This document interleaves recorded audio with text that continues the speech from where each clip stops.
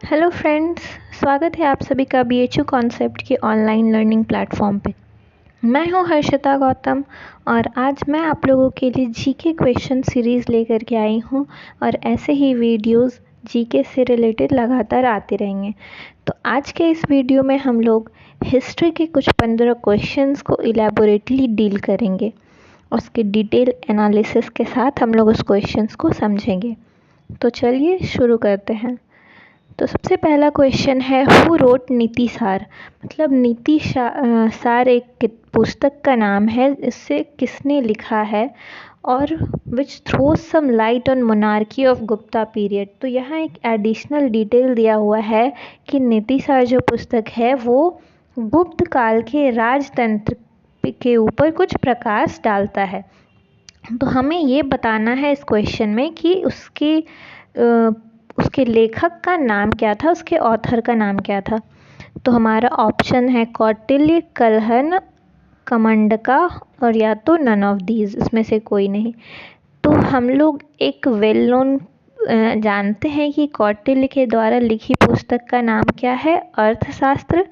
कलहन के द्वारा लिखी एक बहुत ही फेमस बुक है, वो उसका नाम है राजतरंगिणी।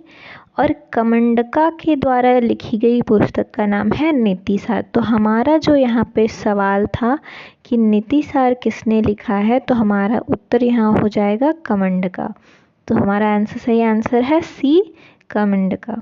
इसके साथ जो एडिशनल मैंने बताया, कौटिल्य के द्वारा लिखी गई पुस्तक अर्थशास्त्र, कलहन, राजतरंगिणी और कमंडका के द्वारा नीति सार। तो हमारा आंसर है नीति सार। नेक्स्ट क्वेश्चन देखते हैं, Kalibanga is located on the bank of river. मतलब किस नदी के तट पर स्थित है क्या कालीबंगा। कालीबंगा आप लोगों को पता होगा, कालीबंगा एक हड़प्पन साइट है, बहुत ही फेमस। तो वो पूछ रहा है कि किस रिवर के किनारे है। तो ऑप्शन है रावी, घाघर, भोगवा या इंडस। मतलब तो हम लोग जानते हैं कि रावी नदी के किनारे क्या है, हड़प्पा बसा हुआ है।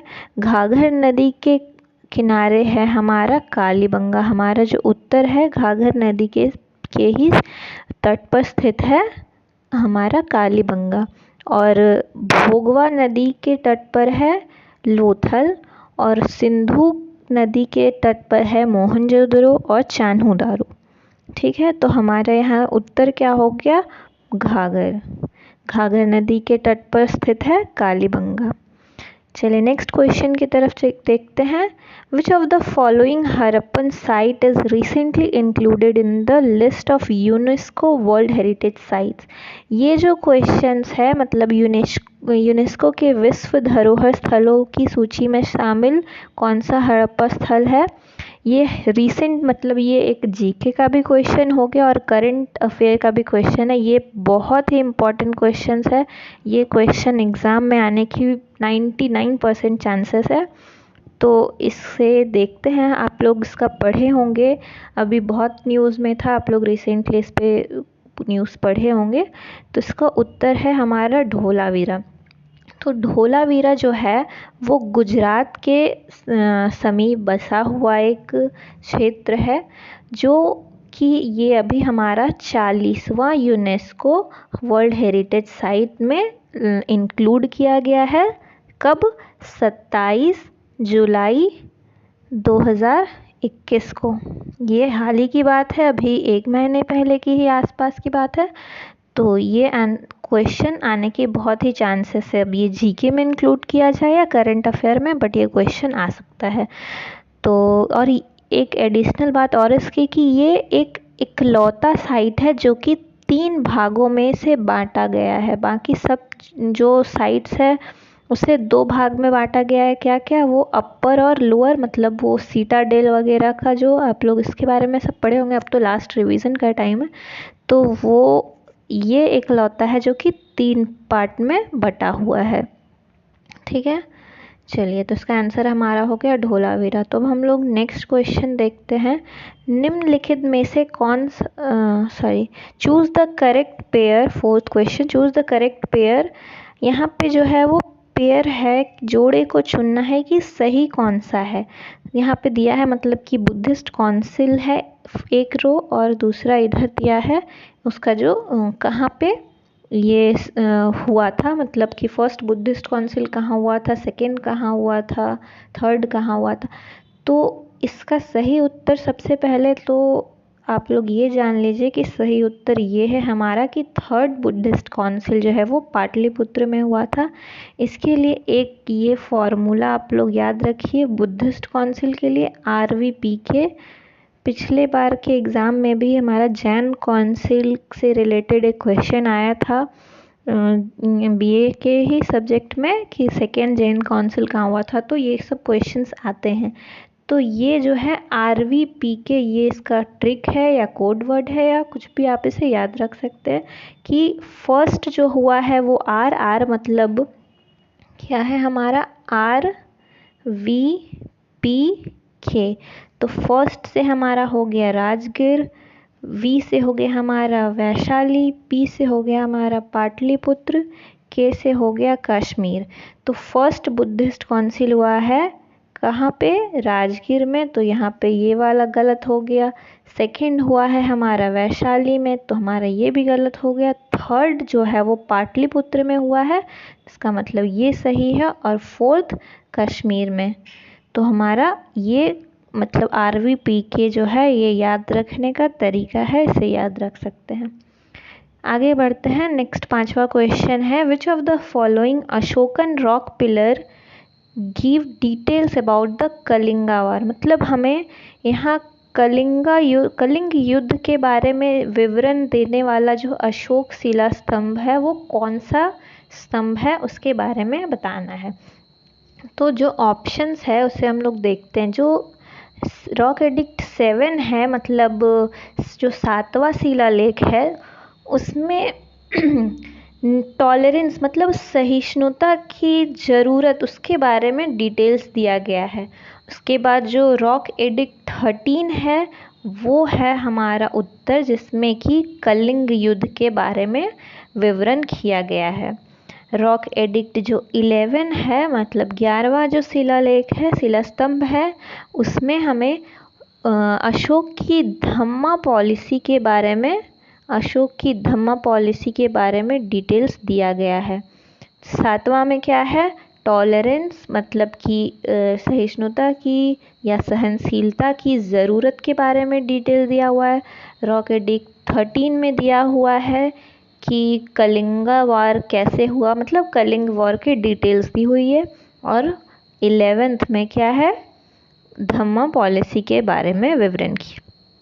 तो हमारा उत्तर यहाँ पे हो गया rock edict 13। Okay, next question देखते हैं। Choose the correct chronology of slave dynasty. मतलब गुलाम वंश का कैसे कैसे वो क्रोनोलॉजी कालक्रम देखना है हमें। कालक्रम यहाँ पे देख रहे हैं तो क्या हमारा हो जाएगा, इसको चलिए हम बताते हैं। ये सबसे पहले तो जान लीजिए कि सब इसमें जो ऑप्शंस है उसके हिसाब से सबसे पहला ये होगा कुतुबुद्दीन ऐबक, उसके बाद दूसरे नंबर पे आएगा इल्तुतमिश, तीसरे नंबर पे आएगा हमारा रजिया सुल्तान, फिर आएगा बहरम शाह, लास्ट में आ जाएगा बलबन। तो हमारा ये है इसका क्रोनोलॉजी। तो अगर हम इसके ऑप्शंस पे जाएंगे तो हमारा क्या मिल जाएगा हमें, क्या सबसे पहले हमारा कुतुबुद्दीन ऐबक जो इसके स्थापक थे, मतलब सेकेंड, देखिए सेकेंड इस सी में है और डी में है। उसके बाद है क्या इल्तुतमिश, तो ये भी है, सी डी दोनों है। उसके बाद है हमारा क्या रजिया सुल्तान आ जाती है। तो रजिया सुल्तान मतलब कि हमारा फोर्थ, इसका मतलब हमारा आंसर जो है वो हमारा सी हो जाएगा आंसर। तो हम लोग इससे क्या समझ रहे हैं, ऐसे इसमें और भी रूलर्स आते हैं जैसे कि कुतुबुद्दीन ऐबक सबसे पहला रूलर है जो कि 1206 से 1210 के बीच में रूल करता है। उसके बाद फिर उसके बाद फिर इल्तुतमिश जो 1210 या 1211 से 36 के बीच शासन करता है। उसके बाद फिर हम एक छोटे से काल के लिए कुछ 8-10 महीने के लिए आता है रुकनुद्दीन। उसके बाद फिर रजिया सुल्तान जो 1236 से 1240 के बीच शासन करती है। उसके बाद बहरम शाह आता है जो 1240 से 42 के बीच शासन करता है। उसके बाद मसूद शाह जो 42 से 46 के बीच शासन करता है। उसके बाद है नसीरुद्दीन मोहम्मद जो 1246 से 1266 के बीच शासन करता है। उसके बाद सबसे आता है घियासुद्दीन बलबन जो 66 से 86 के बीच में 87 के बीच रूल करता है। और सबसे अंतिम में आता है वो छोटे से काल के लिए कैकाबाद जो कि 1287 से आता है कितना 1290 तक शासन करता है। उसके बाद जो हमारा आ जाता है क्या खिलजी वंश। तो ये एक तरह का क्रोनोलॉजी है, तो इतना नहीं जानना है, मतलब मेन रूलर ऐसे तो पूरा ध्यान रखना है, कुछ भी जान सकता है। तो हमारा जो आंसर था वो हमें क्या मिला, आंसर नंबर सी। ठीक है, चलिए नेक्स्ट आगे बढ़ते हैं। Who built the famous Golconda fort. एक गोलकोंडा फोर्ट जो है वो किसने बनवाया है। तो यहाँ पे हम लोग जान रहे हैं कि इसका जो उत्तर है हमारा वो क्या है, कुली कुतुब शाह। कुली कुतुब शाह ने गोलकोंडा फोर्ट का निर्माण कराया।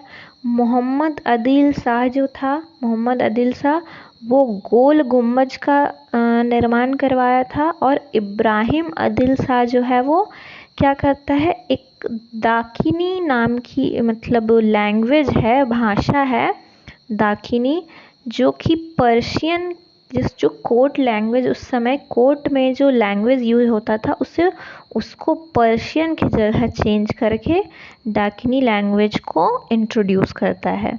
तो हमारा यहाँ जो सवाल है कि गोलकोंडा किले का निर्माण किसने करवाया, तो उत्तर हमारा हो गया कुली कुतुब शाह। ठीक है, आप लोग बताइएगा कि आप लोगों को कितना आंसर आता है, कमेंट में ज़रूर बताइएगा। उसके बाद है हमारा क्वेश्चन नंबर 8 कि who was the 9th Sikh Guru who was captured and executed by Aurangzeb. मतलब औरंगजेब के शासनकाल में औरंगजेब ने किस सिख गुरु जो कि 9वें सिख गुरु माने जाते हैं उन्हें पकड़कर मार डाला था। तो हम लोग अगर इसकी गुरु की क्रोनोलॉजी देखते हैं तो हमारे टोटल 11 हम लोग गुरु जानते हैं, जिसमें सबसे पहले गुरु नानक हैं, फिर गुरु अंगद हैं, फिर गुरु अमरदास है, गुरु अर्जन है, फिर गुरु हरगोबिंद है, गुरु हरराई है, गुरु हरकिशन है। 9वें जो हैं वो हमारे क्या हैं, गुरु तेग बहादुर जो हैं वो हमारे 9वें सिख गुरु हैं। उसके बाद आते हैं गुरु गोविंद सिंह, फिर गुरु ग्रंथ साहिब।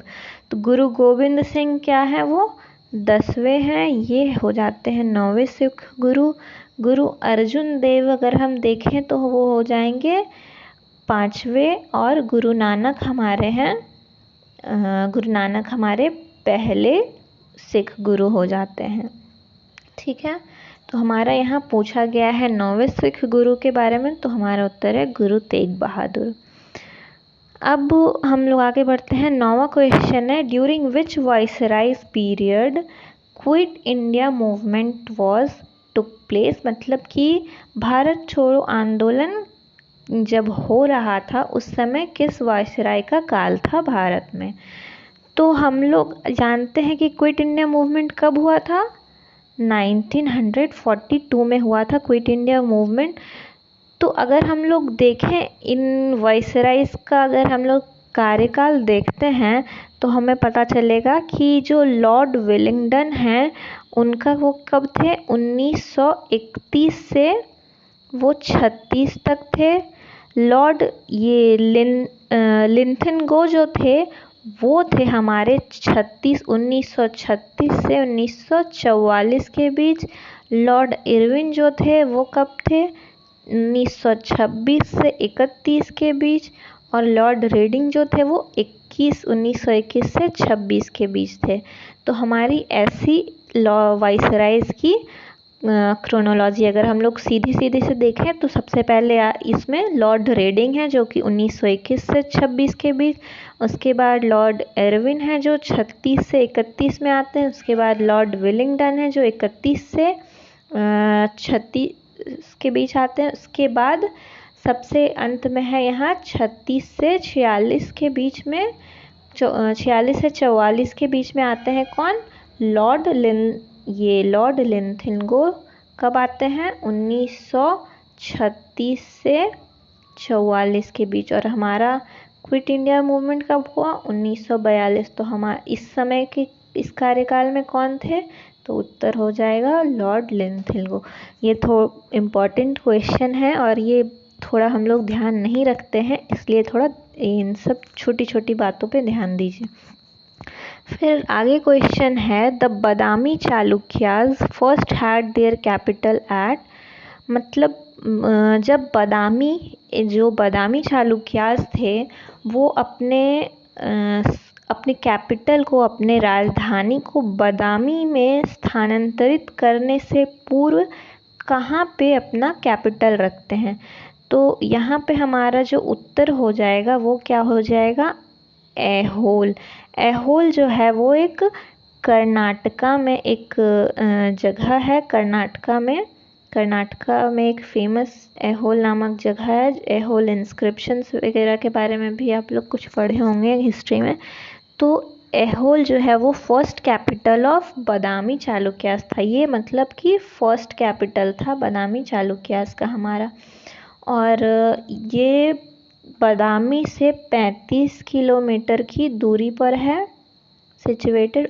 और एक इम्पॉर्टेंट बात कि अगर हम देखें तो ये जो बादामी चालुक्यास का फर्स्ट कैपिटल मतलब ऐहोल है वो एक यूनेस्को साइट भी है हमारा। ये एक इम्पॉर्टेंट बात ये है कि ये यूनेस्को साइट भी है, तो काफ़ी अच्छी जगह है। हमारा उत्तर यहाँ पे हो गया ऐहोल। आगे बढ़ते हैं, हमारा क्वेश्चन है 11वां कि the only AICC session Gandhi ji presided over was held at, मतलब कि गांधी जी की अध्यक्षता में होने वाला एकमात्र AICC सत्र कहाँ आयोजित किया गया था। ऐसे ये इंडियन नेशनल कांग्रेस या कांग्रेस का बहुत सारा सेशन हुआ, तो जो गांधी जी वो इकलौते मतलब एकमात्र सेशन है जो कि कहाँ पे, बेलगांव में हुआ था। 39th, इसको हम क्या बोल सकते हैं, ये 39th सेशन था INC का। 39th सेशन ऑफ INC था हमारा, जो कि बेलगांव में हमारा ये किया गया था। तो हमारा इस हिसाब से आंसर हो गया बेलगांव। यहाँ पे गांधी जी प्रेसिडेंट के रूप में मतलब वो अध्यक्ष थे, तो उत्तर हमारा हो गया बेलगांव। बाकी जगहों पे गांधी जी कुछ में गए भी नहीं थे और कुछ में वो मतलब कोई और लोग भी थे जो उसके अध्यक्ष थे। ठीक है, तो उत्तर हमारा हो गया बेलगांव। तो आगे बढ़ते हैं, 12वां question, which of the following is are correct. इन ये युद्ध और उसके समय काल कार्यकाल के बारे में विवरण दिया गया है, उसका समय दिया गया है, तो उसमें से कौन सही है कौन गलत है उस पर आंसर बताना है। तो सबसे पहला क्वेश्चन है battle of Buxar 1764 AD, second battle of Panipat है 1526 AD, second battle of Tarain 1192, second और बैटल ऑफ हल्दी घाटी का युद्ध 1576 AD।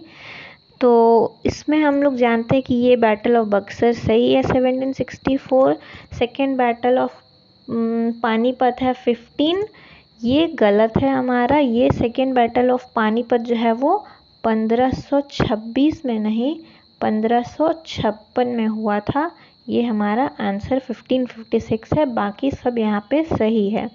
तो इसमें मतलब कि ये सेकेंड वाला गलत है, 1, 3 और 4 हमारा सही है। सेकेंड बैटल ऑफ तराइन 1192 और हल्दी घाटी का युद्ध 1576 सब सही है, बस सेकेंड बैटल ऑफ पानीपत जो है वो 1526 में हुआ था। उसके बाद है 13वां question, who is known as the Indian Bismarck, मतलब इंडियन बिस्मार्क की उपाधि किसे दी गई है? तो इसका उत्तर है सरदार वल्लभ भाई पटेल।